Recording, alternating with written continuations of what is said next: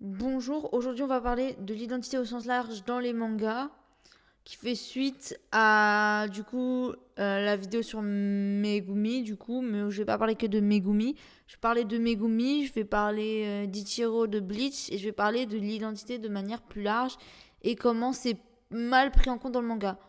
Donc je vais parler d'identité sociale. L'identité sociale c'est pas la même quand on est avec ses amis, avec sa famille ou au boulot. On n'est pas la même personne quand on est au boulot, avec sa famille ou avec ses amis. Voilà, c'est ça que je voulais dire et c'est ça l'identité sociale. Ça veut dire que l'identité change selon le cercle social dans lequel la personne évolue. Et dans les mangas, et si vous avez un exemple de ça, donnez-le en commentaire. Mais moi, je n'ai pas vu d'exemple de ça. C'est-à-dire largement quand on exclut la notion de romance. Est-ce qu'il y a des variances de ça quand on exclut la notion de romance au niveau professionnel, par exemple? Parce que oui, vous allez me dire, oui, mais il y a la romance. Bah oui, mais la romance, c'est l'exception qui confirme peut-être la règle. En fait, que c'est pas traité. La romance, c'est une exception. On peut lire la romance, du coup, comme une exception dans le traitement de la personnalité d'un personnage où les interactions sont différentes parce qu'elles portent une signification normée qui écrase toutes les autres. Ça explique pourquoi la romance, c'est une exception dans le traitement de la personnalité des personnages. Et donc, qu'est-ce qu'on voit avec cette histoire? On voit que, en fait, il n'y a pas ce... En gros, par exemple, il n'y a pas de dualité entre Megumi, l'exorciste, et Megumi, l'adolescent dans Jujutsu Kaisen. Il n'y a pas vraiment de dualité entre Izuku le héros et Izuku l'adolescent dans My Hero Academia parce que tout est imbriqué.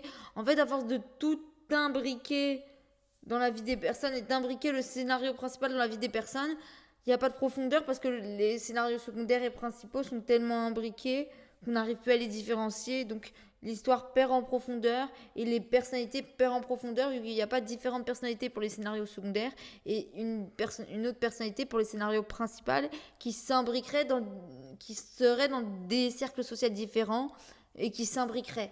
Et là, ça donnerait de la profondeur à l'histoire, mais il n'y a pas ça, ou du moins dans My Hero Academia, tout est fusionné, par exemple, c'est mal traité. Pourquoi? Parce que à force de cloisonner, on n'a plus d'opposition dialectique, on n'a plus d'opposition binaire dialectique, en fait on a un seul grand tout, et ça empêche l'histoire d'avoir sa richesse. C'est pour ça que c'est important de concevoir une histoire en fait et une identité comme un jeu vidéo. Une identité c'est plusieurs choses. C'est une barbe à papa composée de plusieurs choses. Il y a le genre, mais il y a aussi les cercles sociaux, comment tu te comportes avec tes amis, comment tu te comportes avec ta famille, comment tu te comportes dans le milieu professionnel, où ça n'a rien à voir pour des raisons évidentes. Mais pourtant les mangaka ne traitent pas l'identité de cette manière. Soit ils traitent que l'identité de genre, soit ils ne traitent pas les autres parties de l'identité. Alors que ce qui serait intéressant de voir, c'est de voir l'identité traitée en totalité, c'est-à-dire avec les questions du genre, les questions de la sexualité et les questions des différences de personnalité et de comportement. Pas des différences de personnalité, mais des différences de comportement entre la famille, les amis et le milieu professionnel. Donc quand on dit ça, ça paraît évident. Ça paraît évident que t'es pas la même personne avec que une personne est différente quand elle est avec ses amis, quand elle est au boulot, quand elle est avec sa famille. Ça paraît évident. Et ça paraît évident que le genre et la sexualité sont une composante de l'identité. Ça paraît évident. Ce qui n'est pas évident, c'est de vraiment traiter chacun de ces aspects de manière intersectionnelle et, euh, et imbriquée tout en gardant une forme de dialectique. Ça veut dire quoi? Ça veut dire que on a une dialectique, c'est-à-dire amis, famille, boulot. On les articule de manière dialectique et matérialiste. Ça veut dire quoi? Ça veut dire que on articule dans le réel concret en se basant sur on se base sur la culture d'entreprise, la culture de base du personnage principal et la culture de sa famille, par exemple pour créer du contraste. Par exemple, une personne qui a une famille conservatrice, qui va dans une entreprise progressiste et qui a des amis qui sont plus nuancés, par exemple, sur les enjeux LGBT.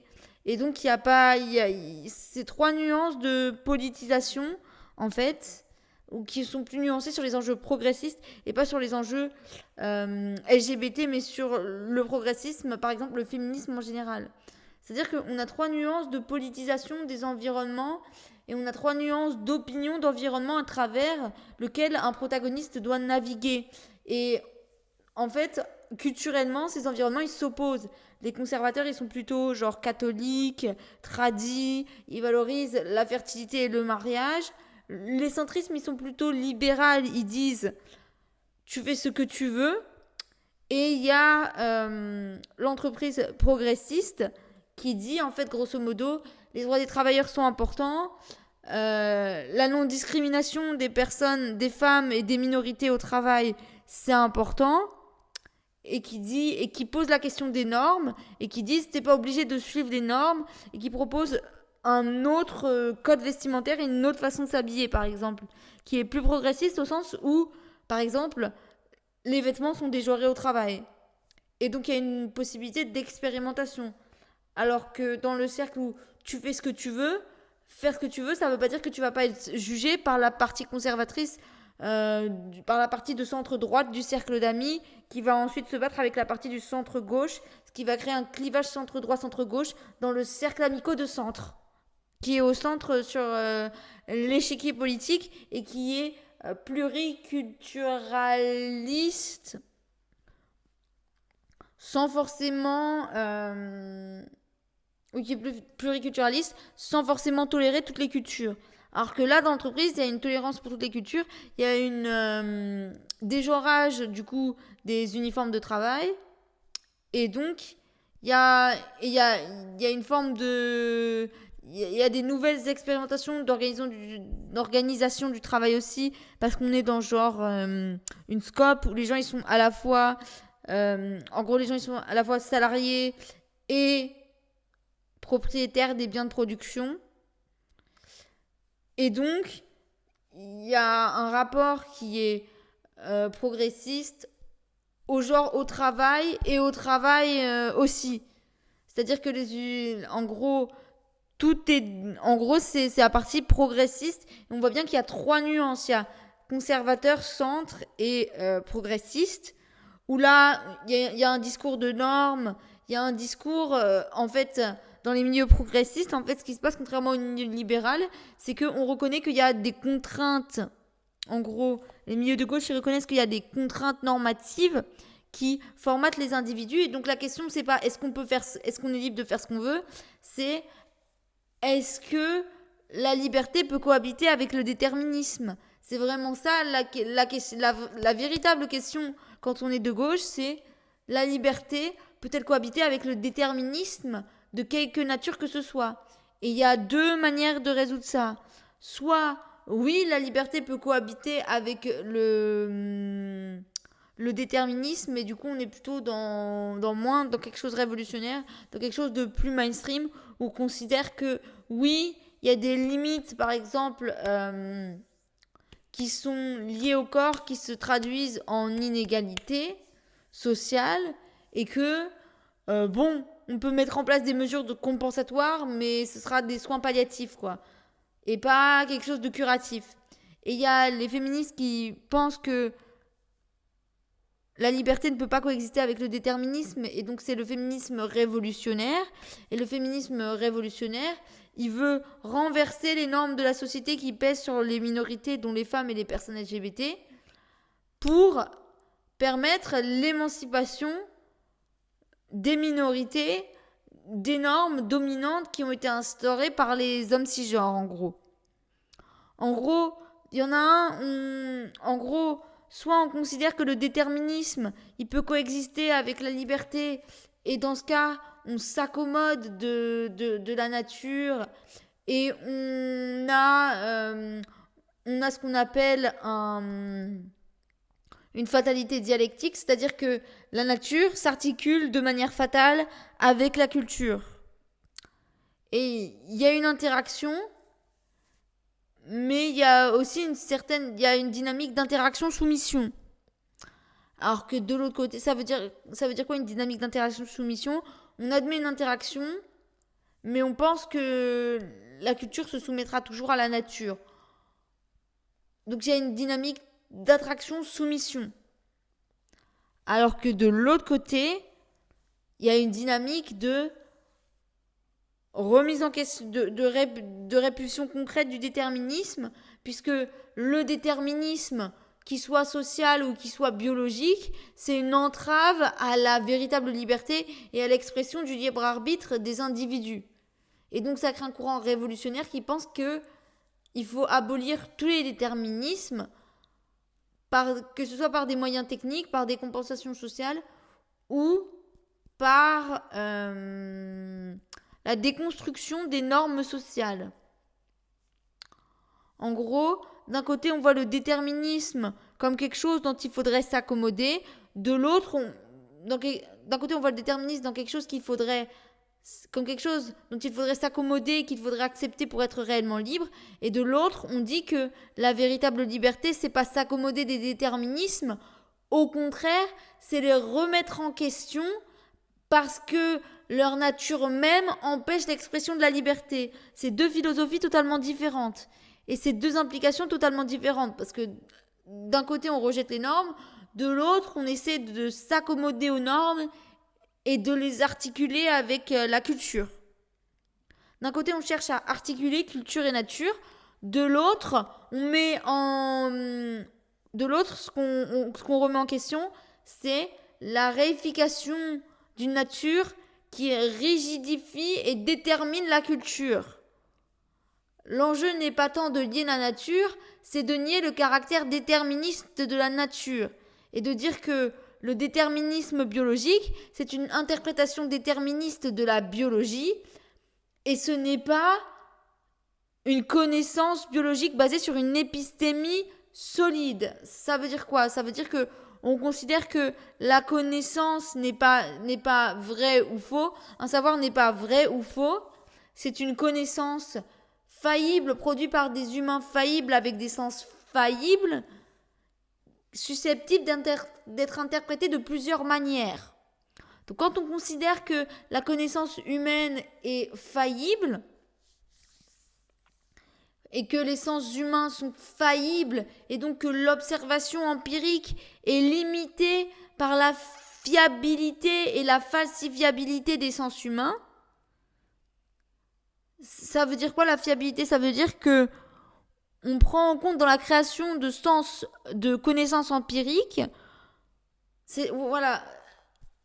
prendre en compte le fait que l'homme est faillible et que ses sens sont faillibles, c'est prendre en compte dans la création de connaissances empiriques les limites de l'homme et les limites de ses 5 sens pour concevoir et appréhender le monde. En gros, on prend en compte les limites des sens humains dans l'observation d'un point de vue philosophique et d'un point de vue matériel. Quand c'est possible de mesurer l'écart entre le réel et le... Quand c'est possible de mesurer l'écart entre ce que le cerveau perçoit par les sens et ce qui est empiriquement vrai grâce à la technologie. Ça veut dire que c'est une position essentiellement critique de l'épistémiologie des sciences et de l'idée qu'il existerait une vérité scientifique. Parce que la base de l'épistémiologie, c'est de dire que l'humain ne produit pas de vérité scientifique, l'humain ne produit pas de vérité, il produit des connaissances scientifiques. Et la notion de vérité en science n'existe pas. Il y a des consensus scientifiques, il y a des connaissances qui font consensus scientifique, mais une connaissance peut toujours être interprétée de multiples façons, et une connaissance n'est pas une vérité absolue, et peut être remise en cause par d'autres études avec d'autres méthodologies. Donc ça veut dire quoi? Ça veut dire que le savoir n'est pas synonyme de vérité. Le savoir est mouvement et évolue avec l'état de la science et des connaissances et avec le travail de recherche des scientifiques. Le savoir n'est pas... Donc, le savoir évolue, n'est pas figé. Et connaissance n'est pas synonyme de vérité. La vérité est un concept subjectif qui n'existe pas ou qui n'existe que pour faire une opposition dialectique, en fait, entre ce qui apparaît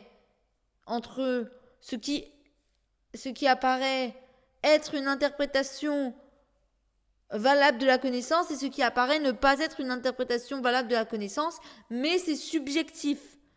Et ça reste une interprétation de la connaissance. Et donc le vrai enjeu, en fait, c'est cette question. C'est une question... En fait, le vrai enjeu à gauche, c'est pas un enjeu d'identité. C'est un enjeu philosophique. Et la vraie question, c'est... Peut-on être libre ? La liberté d'être compatible avec le déterminisme. C'est ça la vraie question philosophique que pose la gauche. C'est pas juste une question de droit ou d'identité. Derrière, c'est une conception philosophique de la liberté, en fait. C'est ça qu'il faut comprendre. Faire partie d'une minorité, c'est aussi... Faire partie d'une minorité et être de gauche, c'est aussi avoir une autre conception philosophique de la notion de liberté. Et en fait, une fois qu'on a compris que être de gauche, c'est aussi fondamentalement avoir une autre conception de la liberté, on peut comprendre que, en fait, il y a deux conceptions. En fait, les clivages politiques sont toujours deux conceptions de deux libertés qui s'affrontent. En fait. Deux conceptions différentes de la liberté. Une liberté qui dit que pour être vraiment libre, on doit accepter les déterminismes et baser notre identité sur les déterminismes sociaux et des pseudo-déterminismes biologiques qu'on devrait accepter. Et de l'autre côté, ils disent que la véritable liberté, c'est de rejeter les déterminismes.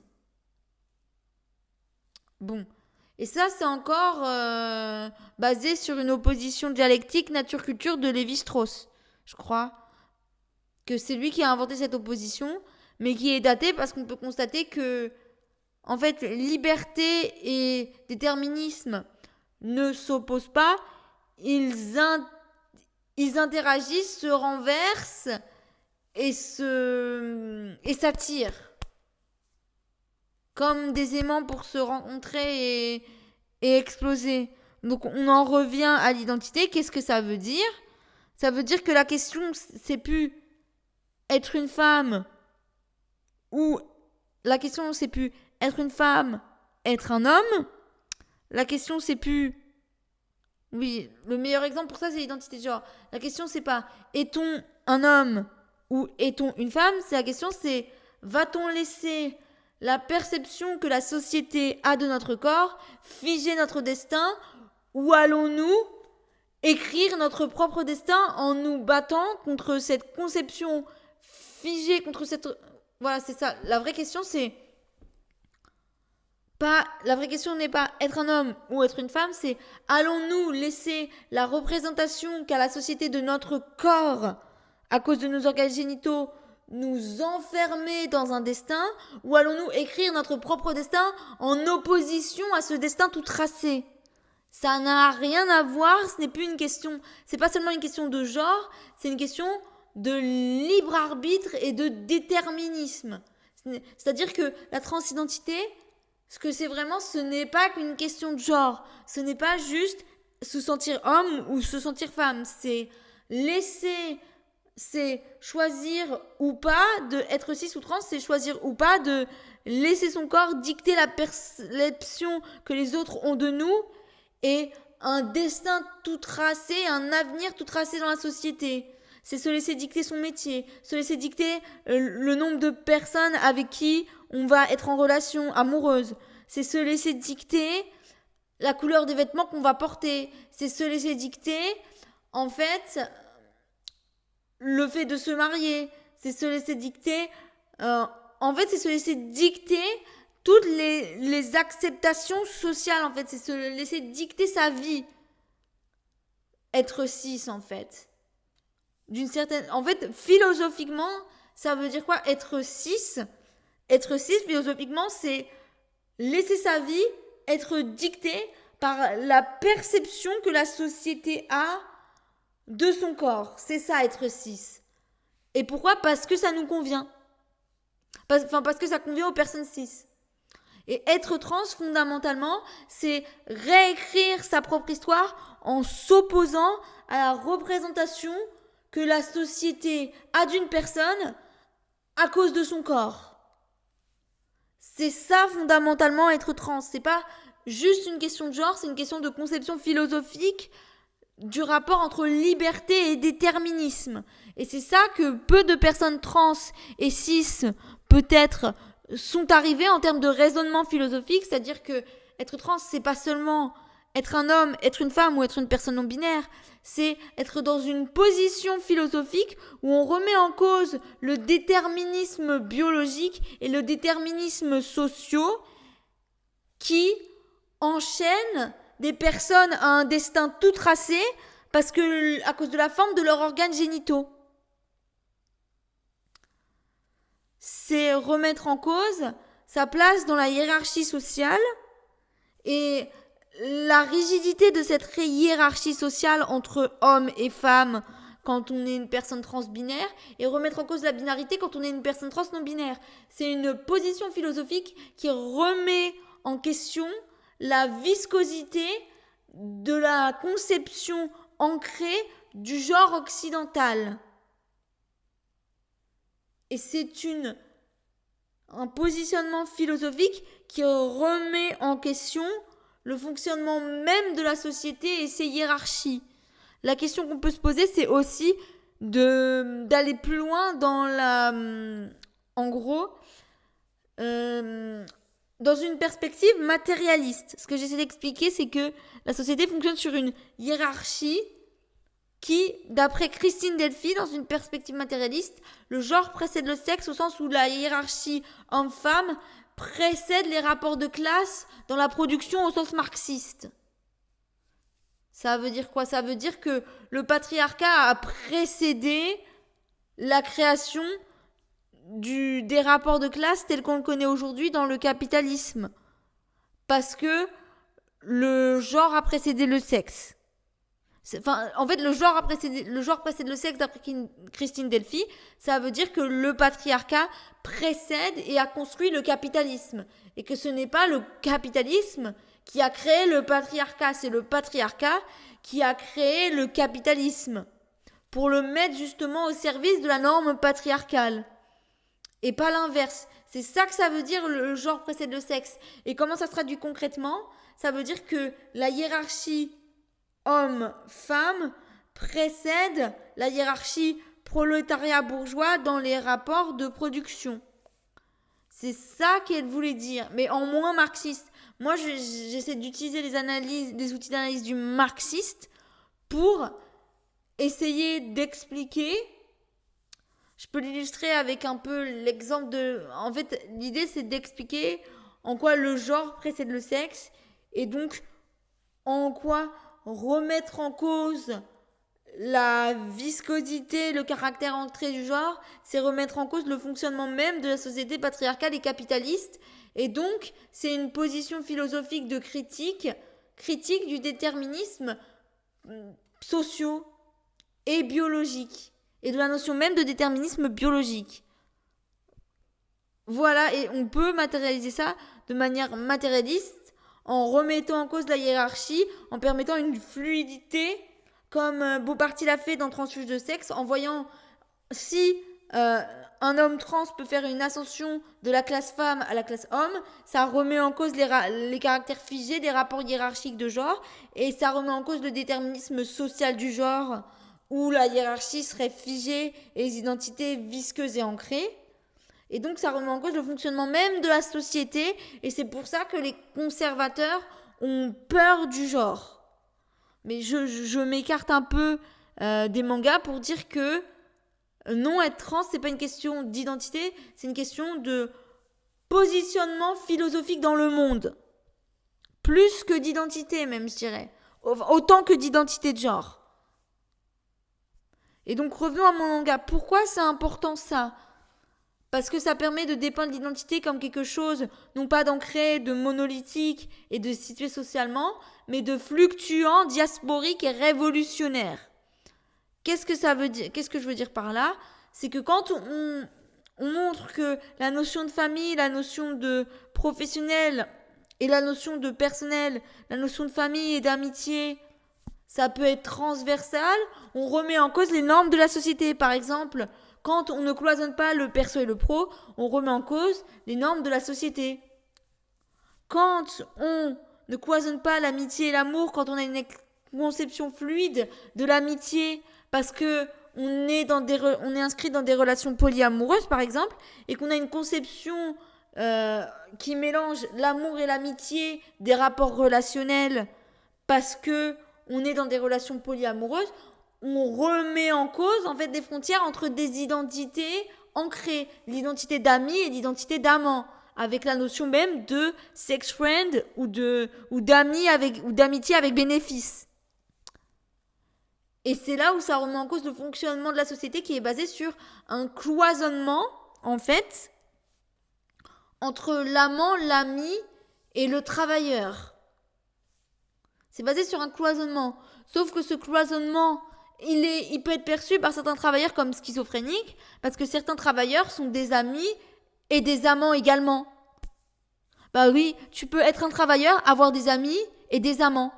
Oui, ça paraît logique. Pourtant, on cloisonne les identités, le pro et le perso, et on dit, t'es soit un travailleur à l'usine, soit un amant, soit tu es l'ami de ton ami. Alors que factuellement, c'est faux. C'est-à-dire que les personnes, elles sont ça à la fois, et parfois ça peut bouger, parce que tu peux avoir un collègue qui est aussi un ami, ou il y a des gens qui ont des collègues qui sont aussi des amants. Donc c'est pas rigide.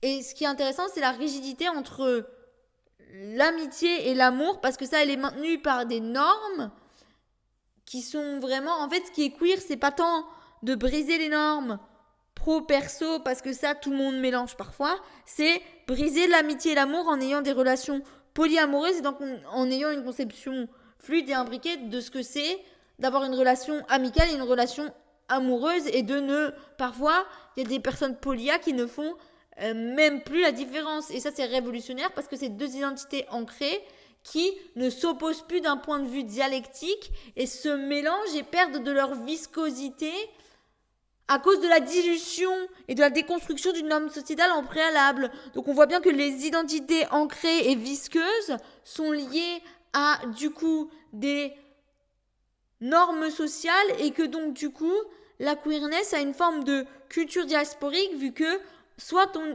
on émigre d'une identité à l'autre, soit on fait la synthèse de deux identités qui sont censées être visqueuses et figées. Typiquement la figure de l'ami et la figure de l'amant.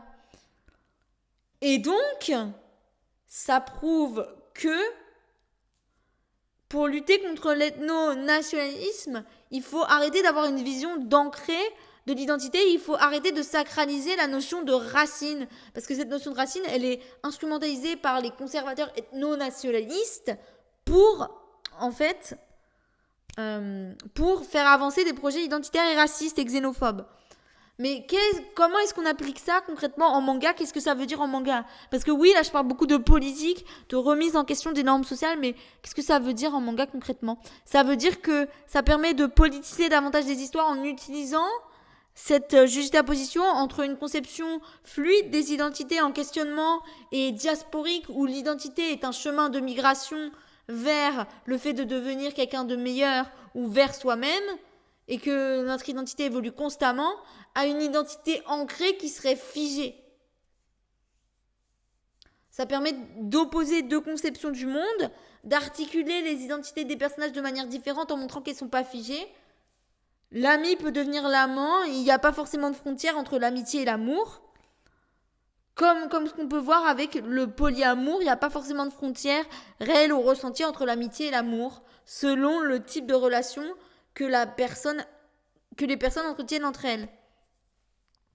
Par exemple, et ça permet de comprendre le caractère révolutionnaire du polyamour, de politiser le polyamour et de remettre à sa place la monogamie, et de comprendre la monogamie comme étant une construction sociale faite par le patriarcat pour asseoir le capitalisme. Et donc ça permet de voir que la monogamie, c'est vraiment une construction sociale et de faire une histoire ça permet de politiser le polyamour ça permet de comprendre que la monogamie est une construction sociale, de politiser le polyamour dans une forme de communisme relationnel dans les histoires et dans nos vies, et ça permet de comprendre comment enrichir la psyché d'un personnage en arrêtant de concevoir son identité comme figée et ancrée, et en ancrant l'évolution de son identité et des mots qu'un personnage utilise pour se définir dans le développement même de son personnage. En fait, le problème, c'est déjà concevoir l'identité d'un personnage comme n'étant pas figée, c'est la base du développement de personnage, parce qu'un personnage ne peut pas se développer si son identité même est conçue comme figée.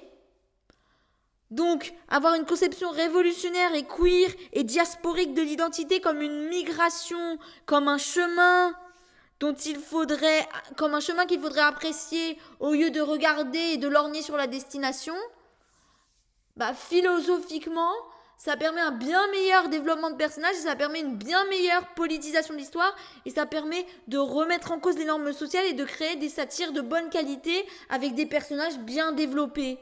Et ça permet de concevoir, dans une perspective queer, marxiste et révolutionnaire, le développement de personnages, et de montrer que le développement de personnages, c'est pas un acte que tout auteur réalise dans une œuvre. Le développement de personnages, c'est politique, parce que développer une identité et la sortir de son caractère ancré pour montrer que le développement d'une identité et d'une personnalité, c'est un chemin dont il faut regarder, c'est un chemin qu'il faut apprécier et non pas voir la destination. Déjà, ça reconfigure pour le lecteur et pour l'auteur ce que c'est qu'un développement de personnage de qualité. Ce qui compte, c'est pas que le personnage devienne meilleur, c'est qu'il devienne meilleur de manière organique et crédible à l'histoire, c'est-à-dire de manière naturelle et crédible. Et bien écrite, c'est-à-dire que ce qui compte, c'est pas la rédemption d'un personnage, c'est que sa rédemption soit bien écrite, semée d'embûches, pleine de suspense et vivante. Ce qui compte, autrement dit, ce n'est pas ce qui compte, ce n'est pas de porter ce n'est pas la moralité de ce qui compte, ce n'est pas la moralité du développement d'un personnage ou son écriture. Ce qui compte, c'est la qualité de son écriture et sa crédibilité. On sort de l'axe ancré, enraciné et moral,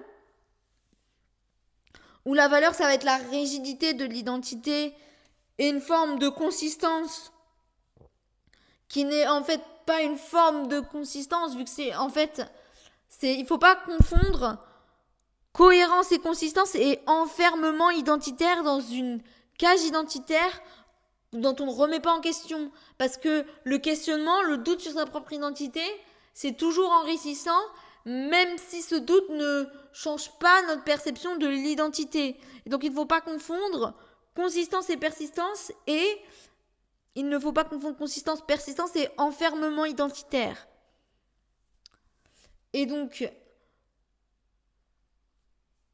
comprendre l'évolution des personnages comme quelque chose qui doit être qualitatif et pas moral, et qui est politique, parce que ça s'oppose à une vision ancrée de l'identité qui peut être l'identité nationale, et ça peut permettre une satire de la société.